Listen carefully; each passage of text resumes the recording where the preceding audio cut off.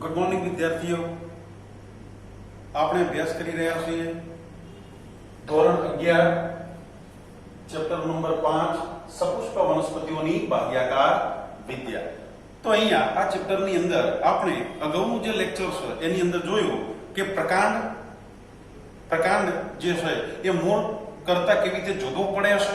એટલે કે પ્રકાંડ જે છે એ શાખાઓ, પર્ણો, પુષ્પો અને ફળ જેવી રચના ધરાવતો અક્ષનો હવાઈ ઉદ્વગામી ભાગ છે.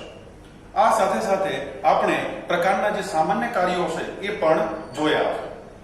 આજના લેક્ચર્સની અંદર આપણે જોઈશું કે લેક્ચર નંબર 4 માં જે પ્રકાંડ છે એ પ્રકાંડ એના જે લાક્ષણિક સામાન્ય જે કાર્યો છે એ ઉપરાંત પણ કેટલાક અન્ય કાર્યો પણ કરતું જોવા મળે છે અને આવા અન્ય જે કાર્યો છે એના વિશિષ્ટ રૂપાંતરો તરીકે ઓળખાય છે. તો આજના લેક્ચર્સમાં આપણે પ્રકાંડ જે છે એ પ્રકાંડના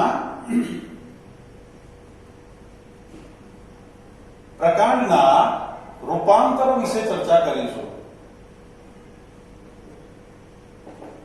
પ્રકાંડના રૂપાંતરો વિશે જોઈએ. તો અહીંયા પ્રકાંડના રૂપાંતરો જોઈએ તો પ્રકાંડ જે છે એ વનસ્પતિને વિવિધ પરિસ્થિતિઓની અંદર ટકી રહેવા માટે ખોરાક સંગ્રહ છે, રક્ષણ છે, આધાર અને આરોહણ છે, પ્રકાશ સંશ્લેષણ છે.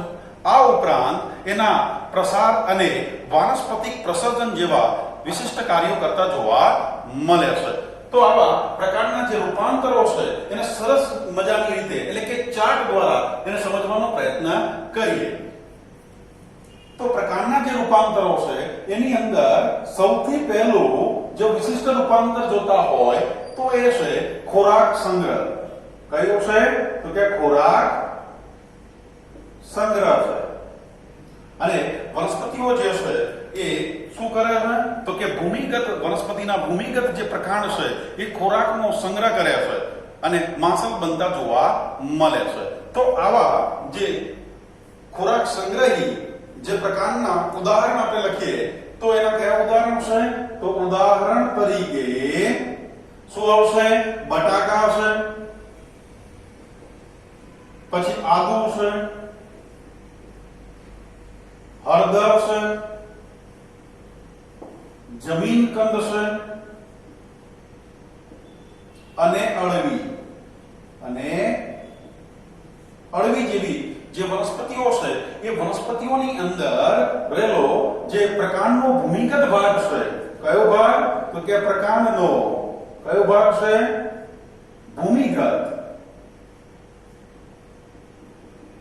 ભૂમિગત ભાગ જે છે એ શું કરે છે તો ભૂમિગત ભાગ એ ખોરાકનો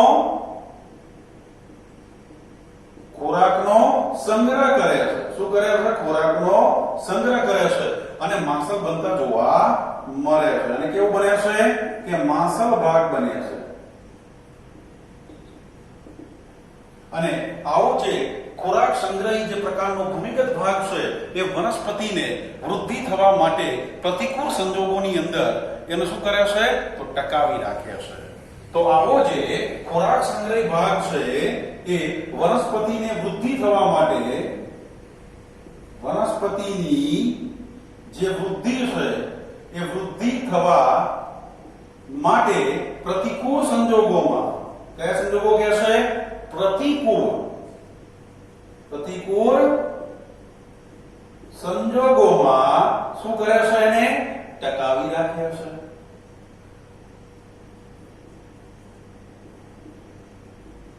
એટલે કે એને જીવંત રાખતો જોવા મળે છે.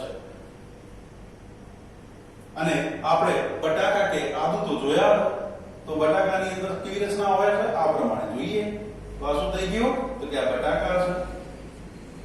જે પ્રકારનો જે ખોરાક જે માંસલ આપણે શાકભાજી તરીકે યુઝ કરીએ છીએ એ ભાગ એ કોનો છે કે પ્રકારનો છે અને શું હોય છે? ખોરાક સંગ્રહી સ્વરૂપે જોવા મળે છે.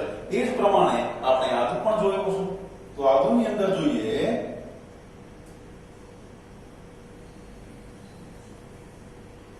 એને પણ આકૃતિ દ્વારા સમજવાનો પ્રયત્ન કરીએ. તો આપણે વિદ્યાર્થી મિત્રો આદુ પણ જોયો છે. પણ આદુમાં કયો પ્રકારનો ભાગ છે જે ખોરાક સંગ્રહ સ્વરૂપે જોવા મળે છે?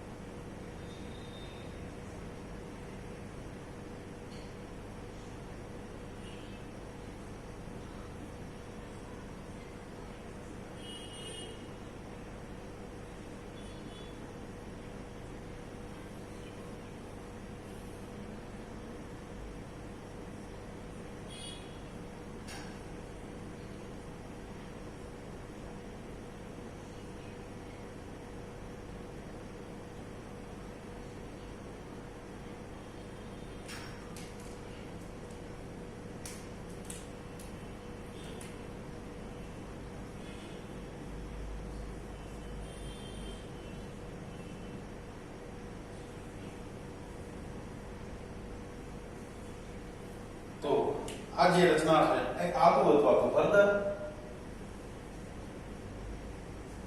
કે જેની અંદર એક કેવો ભાગ બને છે તો કે ખોરાક સંગ્રહી સ્વરૂપે જોવા મળે છે અને આવા જે ભાગ છે જે ખોરાક સંગ્રહી માંસલ ભાગ એ વનસ્પતિને પ્રતિકૂળ સંજોગોમાં શું કરે છે તો એને જીવંત રાખતા જોવા મળે છે. હવે બીજા નંબરમાં જોઈએ તો બીજા વનસ્પતિના પ્રકારના રૂપાંતરો જોઈએ તો બીજું કયું રૂપાંતરણ છે તો કે છે આધાર અને આરોહણ. બીજું કયું પડી જશે તો કે આધાર અને આરોહણ. તો અહીંયા આધાર અને આરોહણની અંદર વનસ્પતિમાં જોઈએ તો એની જે કક્ષકલિકાઓ છે આવી કક્ષકલિકાઓ એ પાતળી અને અમળાએ એક દોરા જેવી રચનામાં રૂપાંતરિત થાય છે અને આવો જે ભાગ છે એ ભાગને આપણે શું કહીએ છીએ તો કે પ્રકાંડ સૂત્ર તરીકે ઓળખીએ છીએ અને આવા પ્રકાંડ સૂત્રો એ વનસ્પતિને શું કરે છે આધાર અને આરોહણ આપવામાં મદદ કરે છે. એ આધારનું પણ કામ કરવામાં કાર્ય કરે છે અને વનસ્પતિને શું કરાવે છે તો કે આરોહણ પણ કરાવતા જોવા મળે છે. તો અહીંયા આધાર અને આરોહણ માટે ના તો ઉદાહરણ આપણે જોઈએ તો એ ઉદાહરણ કયા હોઈ શકે યાદ રાખજો વિદ્યાર્થી મિત્રો. થોડુંક નામ અટપટું છે અને એને શું કહે છે તુંબરો. એને શું કહે છે તુંબરો. અને તુંબરો તરીકે કઈ વનસ્પતિઓ હોઈ શકે તો કહે છે દૂધી છે, કાકડી છે, કોળું છે, તરબૂચ છે, ગલકા છે. તો આ બધી જે વનસ્પતિઓ છે કારેલા છે, કારેલાને પણ લઈ શકીએ.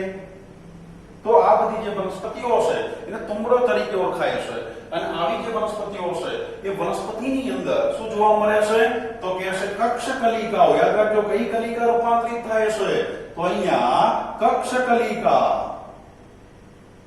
કક્ષકલિકા એ કક્ષકલિકા કેવી રચનામાં પરિણમે છે તો કે પાતળા અથવા પાતળી અને કેવી અમળાએ સૂત્રાંગ જેવી રચનામાં. સૂત્રાંગ જેવી રચનામાં શું થાય છે પરિણમે છે. એટલે કે વનસ્પતિની જે કક્ષકલિકા છે એટલે કે પર્ણની કક્ષમાં રહેલી કક્ષકલિકા એ શેમાં પરિણમે છે તો કે કેવી બને છે તો કે પાતળી બને છે. સાથે સાથે કેવી હોય છે એ અમળાય છે. અને સૂત્રાંગ એટલે દોરા જેવી રચના. સૂત્રાંગ એટલે કેવી તો કે દોરા જેવી રચનામાં પરિણમે છે અને દોરા જેવી રચનામાં ફેરવાઈને એ શું કરે છે તો કે વનસ્પતિને આરોહણ કરવામાં મદદ કરે છે. એ શું કરે છે જેવી રચનામાં પરિણમે છે અને વનસ્પતિને શું કરવામાં તો કે આરોહણ કરવામાં શું કરે છે મદદ કરે છે. અને એને આકૃતિ દ્વારા સમજીએ તો વનસ્પતિ જે હશે કારણ કે આ વનસ્પતિઓ કેવી હશે અશક્ત પ્રકાંડ ધરાવતી હશે.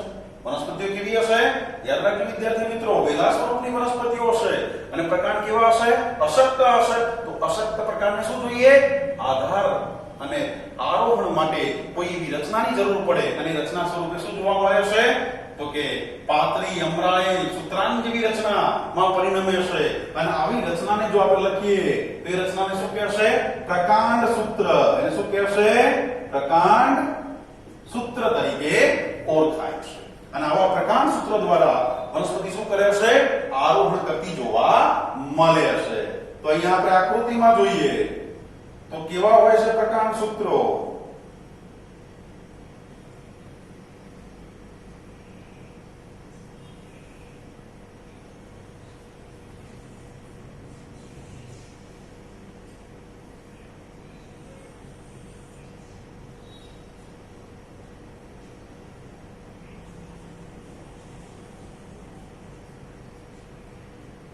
પર્ણનો ભાગ છે અને પર્ણની કક્ષમાં શું હોય છે કે કક્ષકલિકા હોય છે અને આવી જે કક્ષકલિકા હોય એ કક્ષકલિકા હવે શેમાં પરિણમશે તો કે આવી સૂત્રમય રચનામાં પરિણમે છે અને આપણે જોઈ શકીએ છે પાતળી દોરા જેવી છે અને સાથે સાથે કેવી છે અમળાયેલી જોવા મળે છે તો આને આપણે શું કહીશું પ્રકાંડ સૂત્ર અને શું કહેવાય પ્રકાંડ સૂત્ર જેની મદદથી વનસ્પતિ શું કરે છે આરોહણ કરે છે ચલો હવે પ્રકાંડનું ત્રીજું રૂપાંતરણ જોઈએ તો પ્રકાંડનું ત્રીજું રૂપાંતરણ કયું છે તો કે રક્ષણ ત્રીજું રૂપાંતરણ કયું છે તો કે છે રક્ષણ છે અને રક્ષણની અંદર આપણે જોઈએ તો વનસ્પતિ જે હોય એના પર્ણની કક્ષકલિકાઓ અહીંયા કેવી બને છે તો કે સીધી તીક્ષ્ણ અને સખત બને છે અને સખત બની એ શું કરે છે તો વનસ્પતિને એક જે ચરતા પ્રાણીઓ છે એ ચરતા પ્રાણીઓથી રક્ષણ આપે છે તો આપણે એ જોઈએ તો રક્ષણ સ્વરૂપે કઈ વનસ્પતિઓ રૂપાંતરિત થતી હોય છે તો રક્ષણની અંદર પ્રકાંડનું રૂપાંતરણ જોઈએ તો કે છે લીંબુ અને બોગનવેલ જેવી જે વનસ્પતિઓ છે એ વનસ્પતિઓની અંદર શું થાય છે તો કે કક્ષકલિકા કઈ કલિકા અહીંયા પણ કક્ષકલિકા આવી કક્ષકલિકા કેવી બને છે સીધી સખત અને કેવી બને છે તીક્ષ્ણ બને છે તો આવી કક્ષકલિકા કેવી બને છે સીધી સખત અને કેવી બને છે કે તીક્ષ્ણ બને છે અને આવી રચનાને આપણે શું કહીશું પ્રકાંડ કંટક આવી રચનાને શું કહીએ છે વિદ્યાર્થી મિત્રો ધ્યાન રાખજો એને કહેશે પ્રકાંડ કંટક તરીકે ઓળખાય છે અને આવા કાંટા જે છે એ શું કરે છે તો કે આવી પ્રકાંડ કંટકની રચનાઓ એ વનસ્પતિને ચરતા પ્રાણીઓ સામે શું આપે છે રક્ષણ આપે છે આવા પ્રકાંડ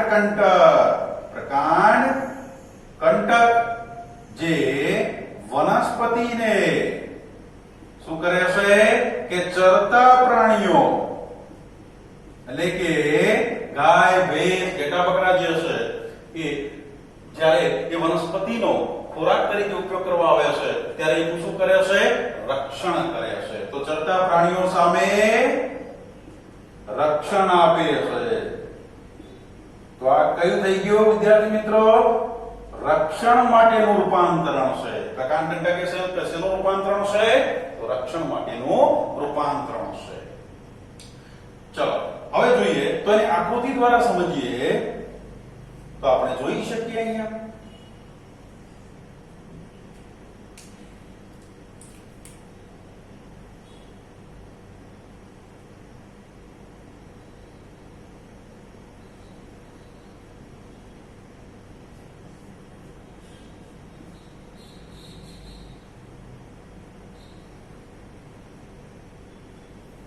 તો અહીંયા આ લીંબુનો ભાગ મેં દોર્યો છે અને એની અંદર શું હોય છે કે પ્રકાંડ કંટક હોય છે શું હોય છે પ્રકાંડ કંટક અને આવું પ્રકાંડ કંટક શું કરે છે તો કે એ વનસ્પતિને ચરતા પ્રાણીઓ સામે શું આપે છે કે રક્ષણ આપતું જોવા મળે છે સોરી અહીંયા નહીં આવે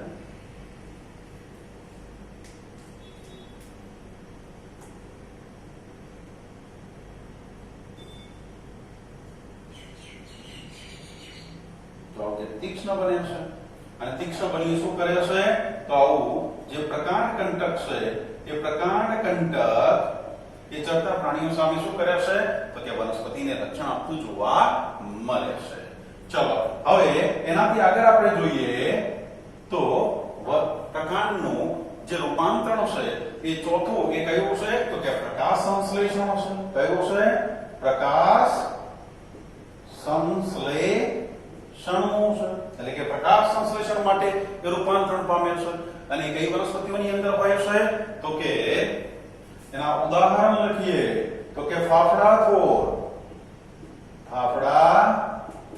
થોર અને યુફોર્બિયા યુફોર્બિયા.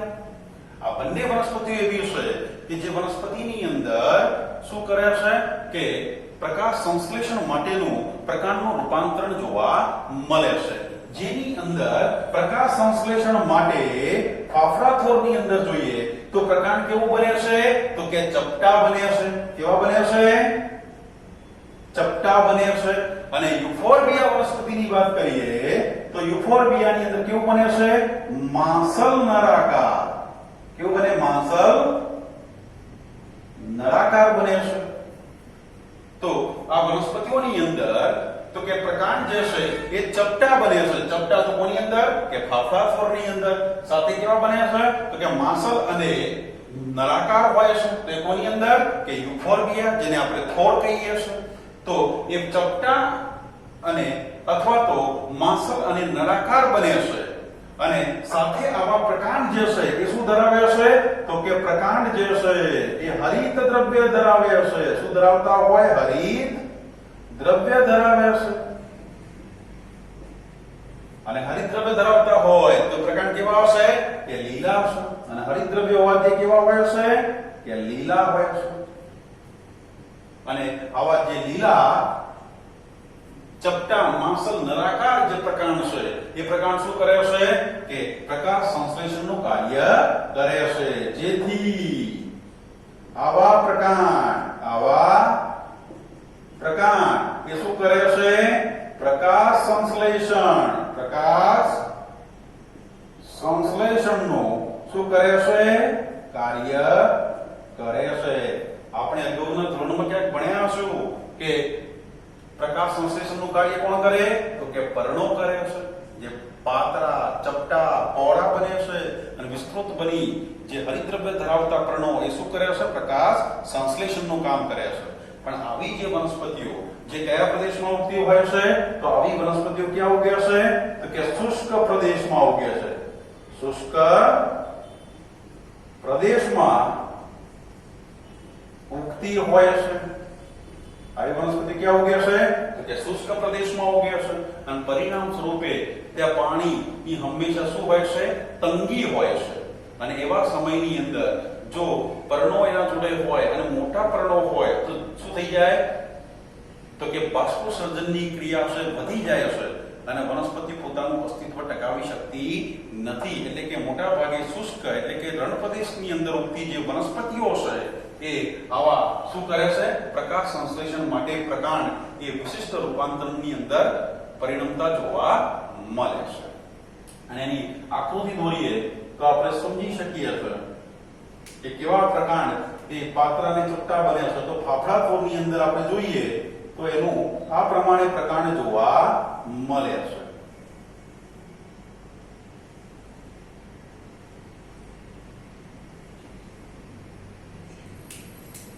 આવા કેવા બને છે તો કે પાતળા બને છે, ચપટા બને છે અને કેવા બને છે? પહોળા, વિસ્તૃત સ્વરૂપે. અને કેવા હોય છે કે લીલા રંગના જોવા મળે છે. કે જે શું કરે છે તો કે છે કે પ્રકાશ સંશ્લેષણનું કામ કરતા જોવા મળે છે.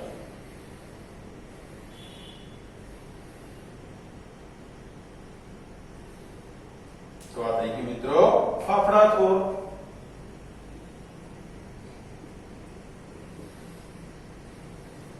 તો અહીંયા વનસ્પતિની અંદર આપણે જોયા કે પ્રકાંડ જે છે એ પ્રકાંડના રૂપાંતરોમાં ખોરાક સંગ્રહ, આધાર અને આરોહણ, રક્ષણ અને પ્રકાશ સંશ્લેષણ માટે કેવા રૂપાંતરો જોવા.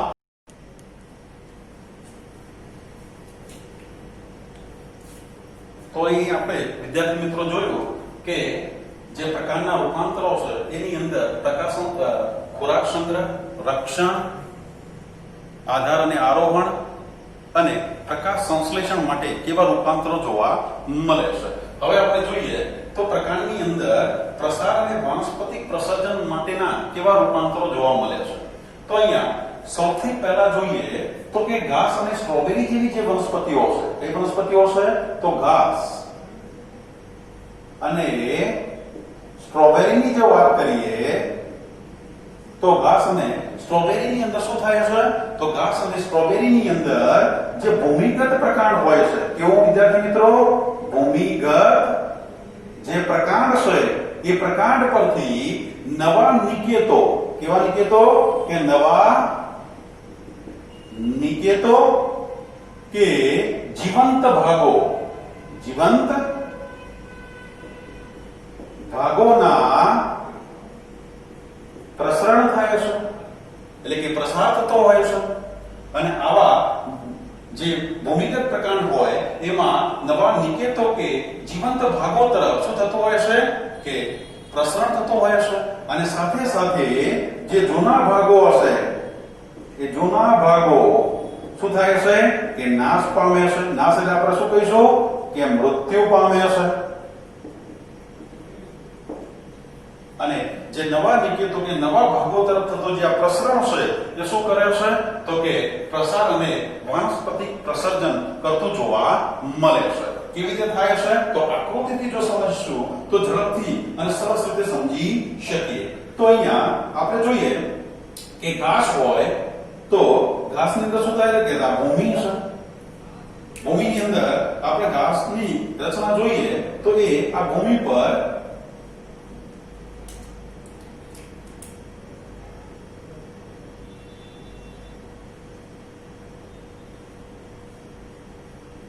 ઘાસ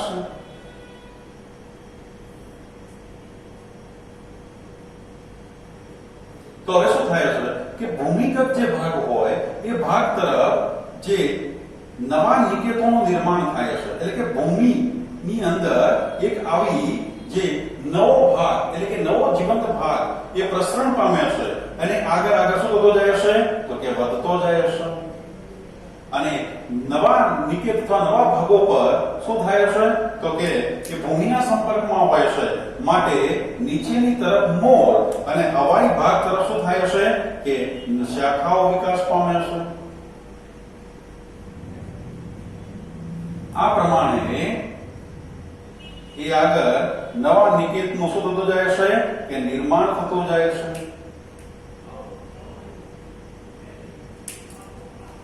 અને દરેક જે ગાંઠો હશે એ લાંબી પાંતરી જે ગાંઠો છે એટલે કે લાંબી પાંતરી શું હોય છે એની અંદર આંતર ગાંઠો હોય છે.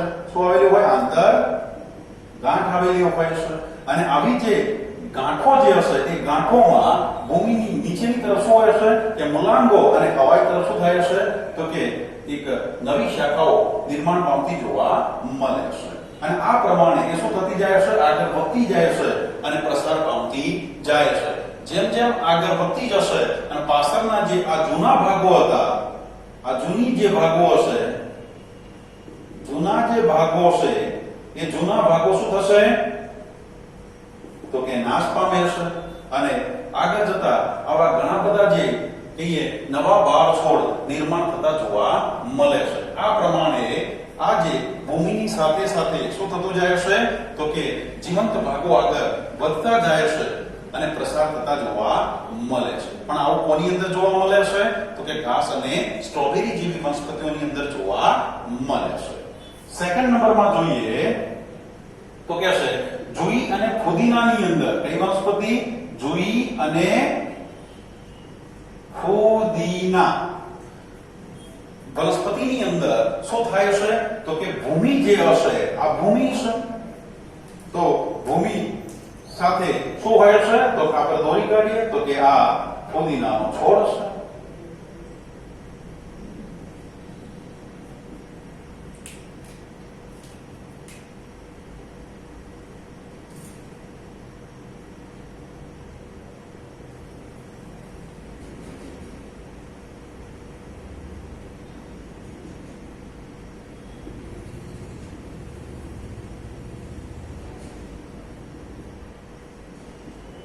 ફુદીનાનો છોડ છે તો ફુદીનાના છોડની અંદર શું થશે કે ભૂમિની નજીક આપણે ભૂમિની નજીક બતાવી દઈએ ચલો સરળતાથી મસ્ત રીતે સમજી શકાય.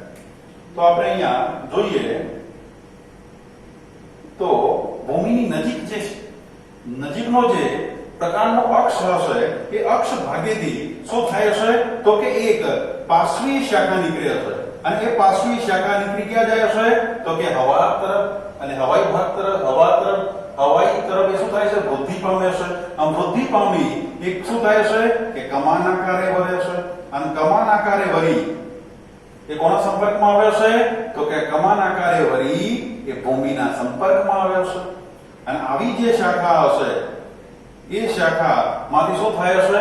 તો કે એક આ રીતે પ્રસાર પણ પામે છે, આ રીતે આગળ પણ વધે છે, અને સાથે સાથે એ જે પાર્શ્વીય શાખા જે ભૂમિના સંપર્કમાં આવી છે એ શાખા ઉપર હવાઈ તરફ શું ગોઠવાયેલા હોય છે? કે પર્ણો હોય છે. અને જે ભાગ ભૂમિના સંપર્કમાં આવશે એ ભાગમાંથી શું થાય છે? કે મૂલાંગોની ઉત્પત્તિ થાય છે. આવી રીતે શું બને છે? મૂલાંગો નિર્માણ ભૂમિની અંદર નિર્માણ પામતા જોવા મળે છે. હવે આગળ જતા જો આ ભાગ એ માતૃછોડથી અલગ થઈ જાય, માતૃછોડમાંથી શું થઈ ગયો? એ અલગ થઈ ગયો, એ કટ થઈ જાય, ત્યાંથી છૂટો પડી જાય તો શું થઈ જશે? એક નવા છોડ તરીકે વિકાસ પામતો જોવા મળે છે. આ પ્રમાણે પાછા આ છોડમાંથી શું થશે? તો એક નવી હવાઈ શાખા નીકળશે. એ થોડાક સમય પછી શું થશે? કમાન આકારે વધશે. કમાન આકારે વળી શું થશે? પાછી ભૂમિના સંપર્કમાં આવશે, પાછો એક નવો છોડ. આ પ્રમાણે શું થતું જાય છે? પ્રસાર પણ થાય છે અને સાથે સાથે વાનસ્પતિક પ્રસર્જન થતું જોવા મળે છે. તો અહીંયા આપણે જોઈએ અને ફુદીનાની અંદર શું થાય છે? કે ભૂમિ જે હોય, ભૂમિની નજીકનો જે પ્રકાંડ અક્ષ હોય, પ્રકાંડ અક્ષ હશે એ અક્ષમાંથી હવાઈ શું નીકળે છે? તો પાર્શ્વીય શાખા નીકળે છે. પાર્શ્વીય શાખા શું થાય છે? વૃદ્ધિ પામે છે. જે થોડાક સમય પછી, કેટલા? તો કે થોડાક સમય પછી તે કમાન આકારે વળી, કયા આકારે વળશે? તે કમાન એટલે જેમાંથી તીર છૂટે છે એને આપણે શું કહીએ છીએ? કમાન કહીએ છીએ. તો કમાન આકારે વળી એ કોના સંપર્કમાં આવી? તો કે ભૂમિના સંપર્કમાં આવે છે. ભૂમિના સંપર્કમાં આવે છે. અને ભૂમિના સંપર્કમાં આવી શું કરે છે? તો એ પ્રસાર અને વાનસ્પતિક પ્રસર્જન કરતું જોવા મળે છે. તો અહીંયા આપણે જોયું કે જોઈએ ફુદીનાની અંદર જે આ પ્રમાણે થતું જે વાનસ્પતિક પ્રસર્જન છે એને શું કહેશે? તો એને યાદ રાખજો વિદ્યાર્થી મિત્રો, ખાસ એને કહેશે વિરોહ તરીકે ઓળખાય છે. એને શું કહેશે? વિરોહ દ્વારા. એટલે આ કમાન આકારે જે પાર્શ્વીય શાખા જે પાછી વળી ભૂમિના સંપર્કમાં આવી છે એ શાખાને શું કહેશે? તો આ કમાન આકારને શું કહેશે? વિરોહ સ્વરૂપે ઓળખાય છે. એટલે કે આ પ્રમાણે થતું જે પ્રસાર અને વાનસ્પતિક પ્રસર્જન એને આપણે શું કહીશું? વિરોહ દ્વારા થતું વાનસ્પતિક પ્રસર્જન. ચલો ત્રીજા નંબરે જોઈએ તો કહેશે કે જળકુંભી અને જળ શૃંખલા. જળ કુંભી અને કોણ છે? કે જળ શૃંખલા. તો જળકુંભી અને જળ શૃંખલા વનસ્પતિઓની વાત કરીએ તો આ બંને વનસ્પતિઓ કેવી છે? તો કે જલીય વનસ્પતિ છે. અને આ જળકુંભી અને જળ શૃંખલાની અંદર જોઈએ તો જલીય વનસ્પતિની અંદર કેવી રીતે પ્રસાર અને વાનસ્પતિક પ્રસર્જન થાય છે? ચલો પહેલા આકૃતિ દોરી કાઢીએ.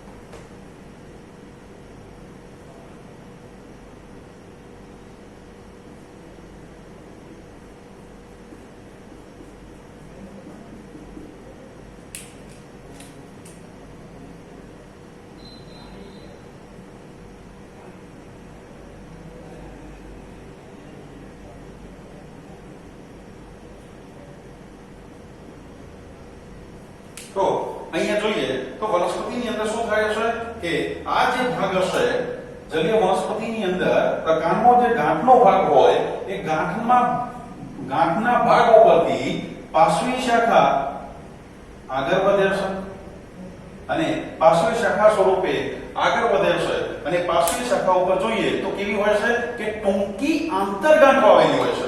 તે આંતરગાંઠો કેવી હોય છે? ટૂંકી. તો આ એક ગાંઠ, આ ગાંઠ અને આ બંને ગાંઠો વચ્ચેનો જે વિસ્તાર છે એને આપણે શું કહીશું? તો આંતરગાંઠ છે. આ શું છે? તો કે આંતરગાંઠ છે. આંતરગાંઠનો ભાગ છે એટલે કે ટૂંકી આંતરગાંઠો આવેલી હોય છે. અને આવી ટૂંકી આંતરગાંઠોની બંને બાજુ જોવા મળતી જે ગાંઠો હશે એ ગાંઠો ઉપર કેવી રીતે પર્ણો ગોઠવાયેલા હોય છે કે ગુલાબવત પર્ણોની ગોઠવણી હોય છે. કેવા પર્ણો ગોઠવાયા હોય? તો કે ગુલાબની પાંખડીઓ જેમ ગોઠવાઈ હોય એ પ્રમાણે શું ગોઠવાયેલા હોય છે? કે ગુલાબવત પર્ણોની ગોઠવણી હોય છે. અને નીચેની તરફ જોઈએ તો શું જોવા મળે છે? તો નીચેની તરફ શું હોય છે? તો કે મૂળનો ગુચ્છો હોય છે. અને આવી રીતે પાર્શ્વીય શાખાઓ જે વિકાસ પામતી જાય છે અને જેના ઉપર એ આગળ વધતી જાય છે અને સાથે સાથે શું કહેશે? તો એ દરેક પાર્શ્વીય શાખાની ગાંઠ ઉપર તો કે ગુલાબવત પર્ણો ગોઠવાયેલા હોય છે. ચલો હજી દોરી કાઢીએ તો એના ઉપર કેવી રીતે? તો કે ગુલાબવત શું હોય છે? પર્ણોની ગોઠવણી હોય છે. અને નીચેની તરફ શું હોય? તો કે મૂળનો ગુચ્છો હોય છે. આ પ્રમાણે આગળ વધતી જાય છે અને શું કરે છે? પ્રસાર એટલે કે પ્રસરણ થાય છે અને સાથે સાથે શું કહે છે? વાનસ્પતિક પ્રસર્જન થતું જોવા મળે છે. આ દરેક શું થઈ જશે? એકમાં ત્યાં શું થઈ ગયા? તો દરેક એક નવા છોડ સ્વરૂપે પણ એ વિકાસ પામી શકે છે. તો આ પ્રમાણે કોની અંદર? તો કે જળકુંભી કે જળ શૃંખલાની અંદર જે જલીય વનસ્પતિઓ છે એ વનસ્પતિની અંદર જે ગાંઠ પરથી જે પાર્શ્વીય શાખાઓ વિકાસ પામે છે, પાર્શ્વીય શાખાઓ માં શું હોય છે? ટૂંકી આંતર ગાંઠો આવેલી હોય છે અને જેમાં દરેક ગાંઠ પર કેવા? તો દરેક ગાંઠ પર ગુલાબવત શું હોય છે? પર્ણો. તો પર્ણો કેવા જોવા મળે છે? ગુલાબવત પર્ણો. અને મૂળ નો શું આવેલો હોય છે? તો ગુચ્છો આવેલો હોય છે.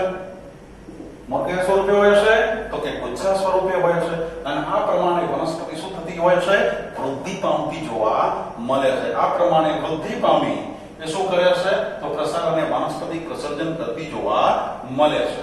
જેમ આગળ વૃદ્ધિ પામતી જશે અને આ આંતરગાંઠોથી જો તૂટે અને બે અલગ પડી જાય એટલે કે અહીંયાથી જો બ્રેક થઈ જાય અને છૂટી પડી જાય તો એક અને બે આ રીતે શું થશે? તો કેટલી બની ગઈ? તો કે બે વનસ્પતિઓ બની ગઈ. આગળ જતા અહીંયાથી પણ બ્રેક થઈ ગયો તો કેટલી થઈ ગઈ? 3 થઈ ગઈ. તો આ પ્રમાણે શું થતી જાય છે? વનસ્પતિઓ વાનસ્પતિક પ્રસર્જન કરતી જોવા મળે છે. એ કોની અંદર? જળકુંભી અને જળ શૃંખલામાં. અને આ પ્રકારની જે વાનસ્પતિક પ્રસર્જનની પદ્ધતિ છે એને શું કહેશે? ભૂસ્તારિકા. અને કયા નામે ઓળખાય છે? યાદ રાખજો વિદ્યાર્થી મિત્રો, ભૂસ્તારિકા દ્વારા શું થાય છે? વાનસ્પતિ પ્રસર્જન થતું જોવા મળે છે. અને છેલ્લે જોતા હોય તો કે છે કેળા છે, અનાનસ છે, કેળા છે, અનાનસ છે કે જેની અંદર શું કહે છે કે કેળા અને અનાનસ જેવી જે વનસ્પતિઓ છે એ વનસ્પતિની અંદર ભૂમિ જે છે એ ભૂમિની અંદર રહેલું જે પ્રકાંડ હોય એ પ્રકાંડમાંથી ભૂમિની અંદરની તરફ ત્રાસી શું નીકળે છે? પાર્શ્વીય શાખા વૃદ્ધિ પામે છે. અને આવી પાર્શ્વીય શાખા આગળ જતા એક શું થાય છે? ભૂમિમાંથી બહાર નીકળે છે અને બહાર નીકળે છે અને એ પ્રમાણે શું કરે છે? તો કે પ્રસાર અને વાનસ્પતિક પ્રસર્જન કરતી જોવા મળે છે. તો કેળા અને અનાનસની અંદર કેળા, અનાનસ, હજી લખોટ લગાય ગુલદાઉદી જે વનસ્પતિઓ છે એ વનસ્પતિઓની અંદર શું થાય છે? તો કે આ વનસ્પતિઓની અંદર આ ભૂમિનો ભાગ છે. તો ભૂમિની અંદર શું કહે છે કે જો આ વનસ્પતિ છે એ વનસ્પતિનો પ્રકાંડ છે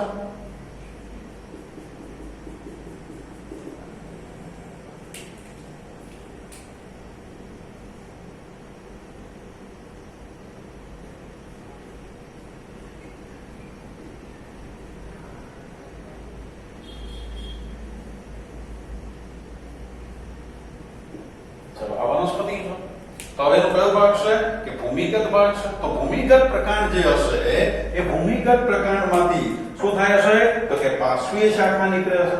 અને એ પાર્શ્વીય શાખા કઈ તરફ જાય છે તો કે ભૂમિની અંદર વૃદ્ધિ પામે છે.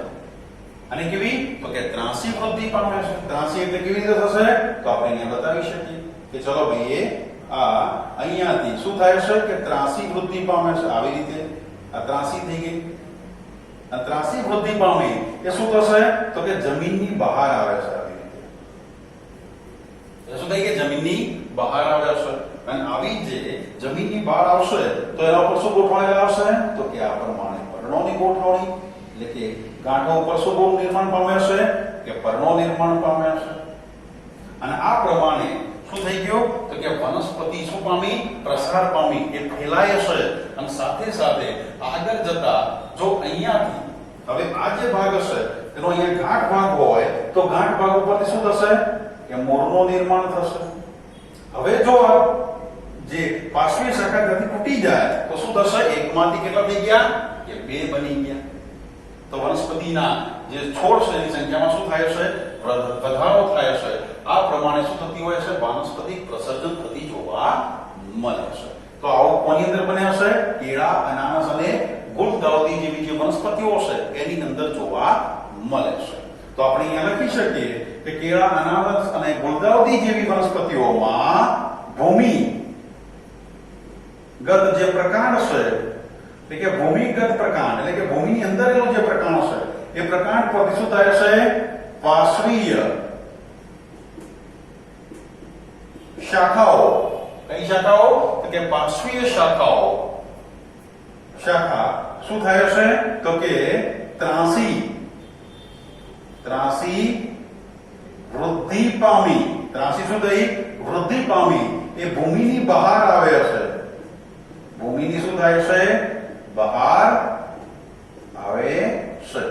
અને આવી પાર્શ્વી જે શાખા હશે એ હવાઈ ભાગ તરફ પર્ણોનું નિર્માણ કરે છે અને ભૂમિગત ભાગ ઉપર શું થાય ગાંઠ ઉપરથી મૂળનું નિર્માણ થતું જોવા મળે છે. અને બહાર આવે છે જેમાં હવાઈ ભાગ જે હશે હવાઈ ભાગ પર શું હશે કે પર્ણોનો ઉદ્ભવ.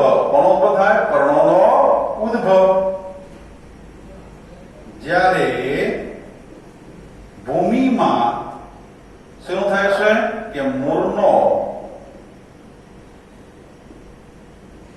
ઉદ્ભવ થાય છે.